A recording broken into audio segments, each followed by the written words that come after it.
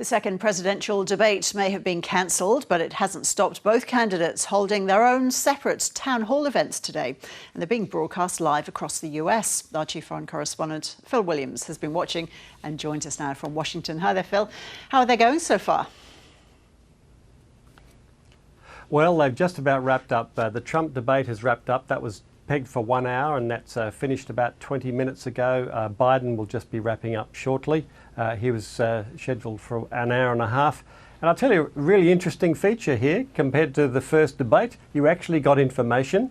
You got challenge. The president in particular was challenged quite a bit by the audience, but also particularly by the journalist that was asking the questions, and he gave some answers that perhaps hadn't been heard or hadn't been emphasised in the way that many people wanted him to before. So, for example, on white supremacy, he said, look, he's been questioned about this all the time and he's against it, of course, and he repeated that. He said he supports the peaceful transfer of power, and that was seen as an important concession, although he added that there's been massive voter fraud already, and that there have been 50,000 ballots found in various locations, dumped, and the compere pulled him up on that and said basically no, that's not true, but he's insisted on that. So, of course, one of the big things that he had to defend himself was against coronavirus, but also his taxes. You remember about a week ago, the New York Times came out with a story saying that in 2015, 2016, he paid $750 personal tax in both those years. He was asked about that and his debts. Here's what he had to reply.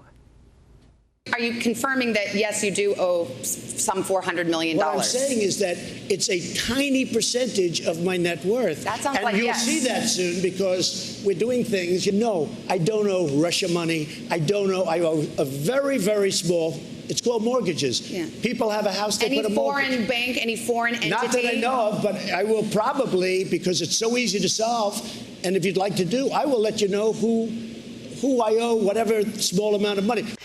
Phil, how controlled have these events been? The questions presumably are what hand-picked and partisan. Yes, they are, and it's been a sprinkling of people from the Democrat side of things, the Republicans, and those undecided in the middle. And they've been real questions from real people. I guess what really comes through is the level of sincerity in those questions. And for Joe Biden, he was trying to explain the difference, the different America that he would be running if he gets the chance.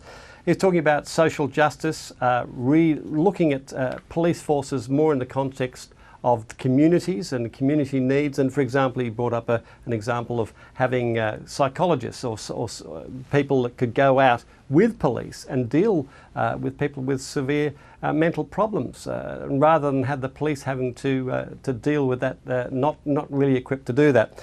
He also talked about fairer taxes, and he was talking about raising the company tax from 21% to 28%, which it was under Bush, reduced to 21% recently. And he said that would provide $1 trillion for social programs. So that was part of his pitch.